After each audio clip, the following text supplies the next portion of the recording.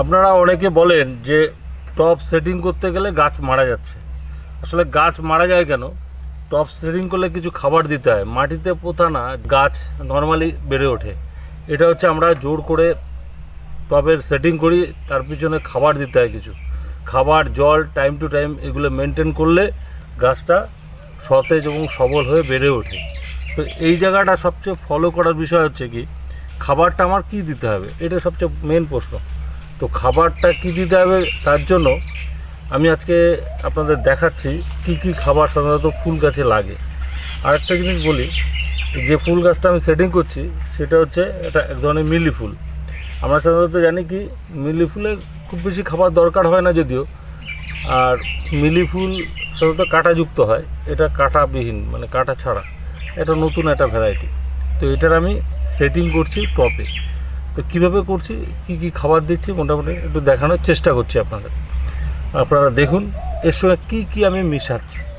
প্রথমে আমি কি দিচ্ছি, প্রথমে আমি দিচ্ছি হচ্ছে আপনার শিংকুচি। এই যে এর মধ্যে শিংকুচি আছে অল্প পরিমাণে, এই যে শিংকুচি দিলাম অল্প। আচ্ছা, এরপরে আমি একটু হালকা পরিমাণে সামান্য খোলের গুঁড়ো দিলাম, সামান্য পরিমাণে। খোলের গুঁড়ো ভিজিয়ে পচিয়ে দেওয়া উচিত, এটা ঠিকই, কিন্তু অল্প সামান্য খোলের গুঁড়ো দিলে কোনো ক্ষতি হয় না সাধারণত, সামান্য পরিমাণে। আর একটা হাড় গুঁড়ো দিচ্ছে, এই যে হাড় গুঁড়ো, সেটাও অল্প পরিমাণে দেবো, গাছটা তো খুব বেশি বড় না, ছোটো, তো হাড় গুঁড়ো দিলাম অল্প করে।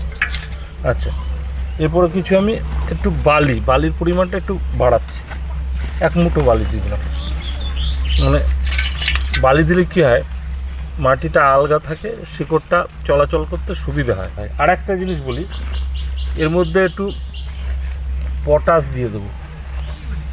এই যে পটাশ, সামান্য পরিমাণে আমি একটু পটাশ মেরে দিলাম, এটা ফুলের জন্য, ফুল আসার জন্য। আর এই যে মাটি দেখছেন, এই মাটির মধ্যে ফসফেট মেশানো মাটি, তো ফসফেট মেশানো মাটিটা আমি লাস্ট দেবো আর কি।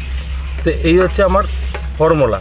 এর সঙ্গে আমি আর এক ফিউডান, যেহেতু পিঁপড়ে লাগার ভয় থাকে, পিঁপড়ে অনেক সময় মাটির তলায় বাসা বাঁধে, তো এতে গাছের শিকড়ের ক্ষতি হতে পারে, শিকড়ের গ্রোথে ক্ষতি হতে পারে, গাছের গ্রোথেও ক্ষতি হতে পারে, যার কারণে